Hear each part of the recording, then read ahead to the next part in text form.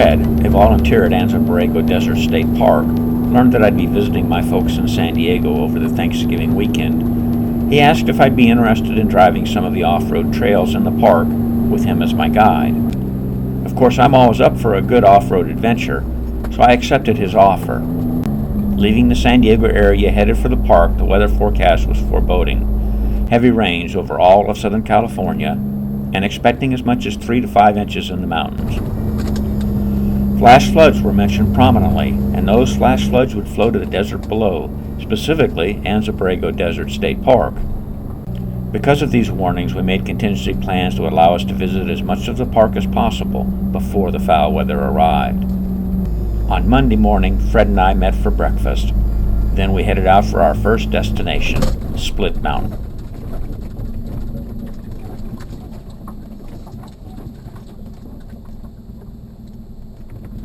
This is Fish Creek Wash, and we're going to go in here for a while and then see if we need to air down probably in a half a mile or so.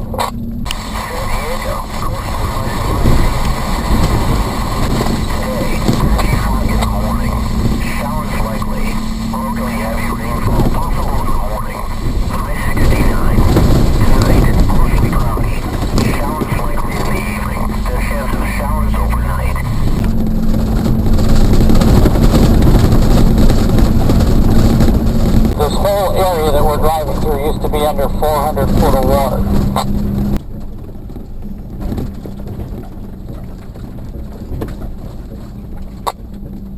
You're seeing the first of the mountain where it split and it came out of the ground at a 45-degree angle or so. We're going to stop up here in about the next 100 feet or so to see a feature called the anticline.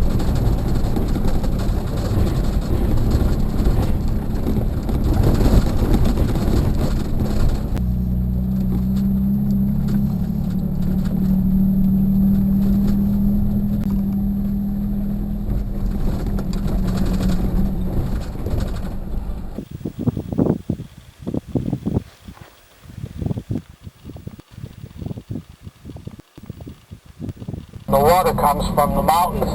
Like the desert in the next 2 days may only get half an inch to an inch of rain, but the mountains to the west of us will be getting 3, 4, maybe 5 inches, and that all ends up down here for the most part. This area that I'm now starting into is an interesting combination of actual geologic faults, which show here, exacerbated by rain and sand, so you get some interesting step effects.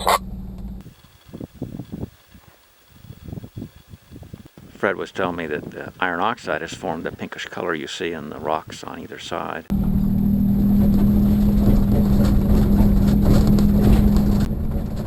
You have some interesting combinations of sedimentary layers here, and also then the tectonic thrust out of the earth that again looks about a 20-degree angle.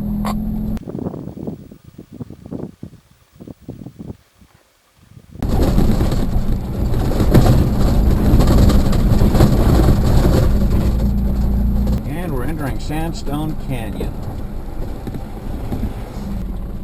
The canyon itself is about 3 miles long. How far up we get, I don't know, because each time there's a storm, and there's been a couple this fall, rocks roll into the middle of the road, and that sort of ends it, and we may end up backing out, but it's worth a try.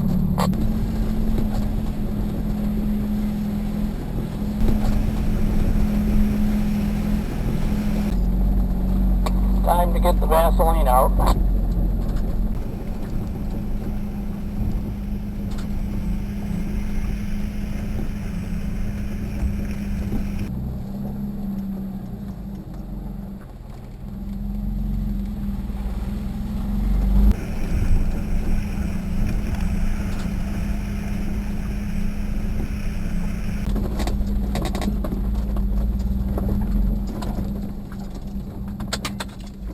What we're doing here is checking to see if we can continue up Sandstone Canyon.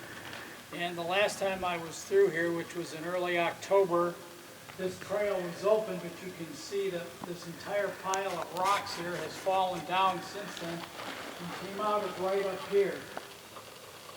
And if you get even a mild earthquake, which we get frequent mild earthquakes here, it shakes that stuff loose and it all falls down. And fortunately, no one's underneath it at this point.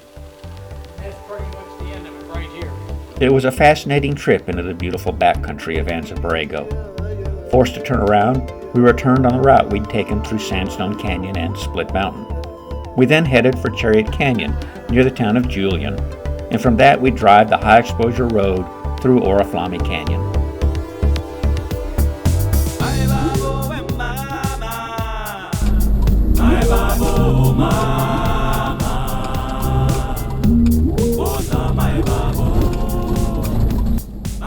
We turned off, headed towards the gold mines, and just shortly off the road there's a gate. It's not locked. We're opening it, and we'll close it behind us.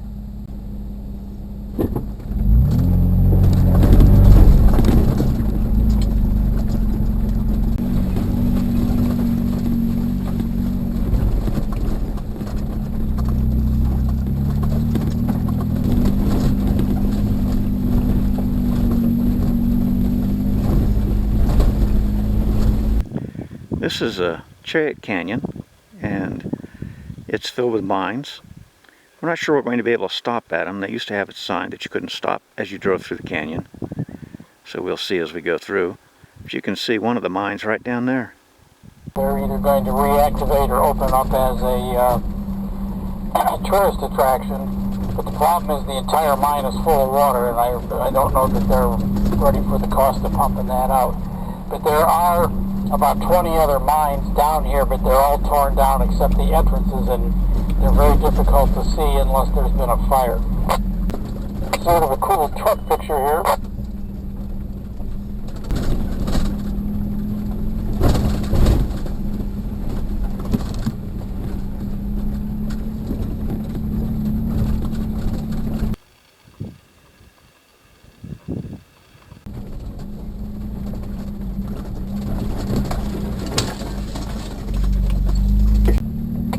This road coming in from the right is where they used to bring the hay wagons down with 20 mule teams back 100 years ago.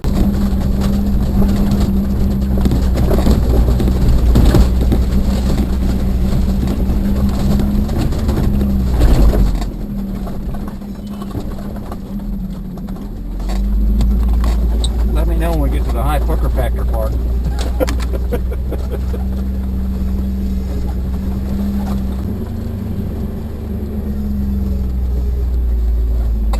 We have arrived.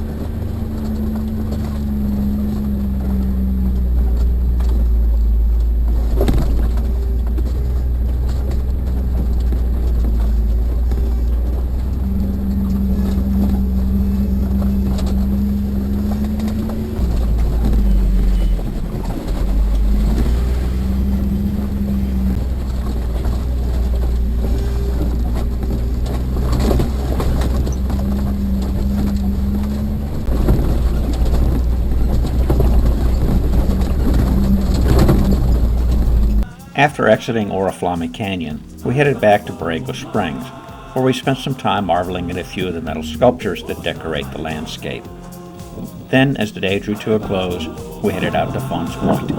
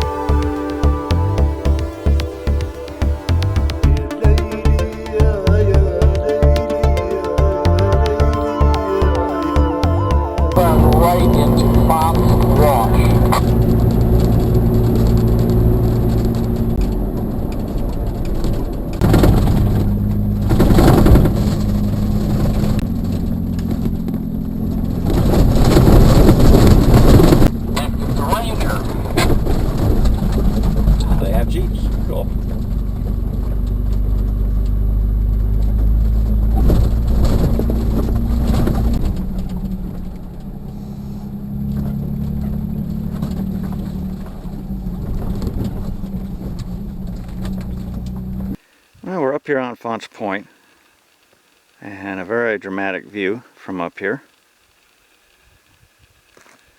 Fred was saying Mexico's to the south in this general direction here. And as we come around looking to the east,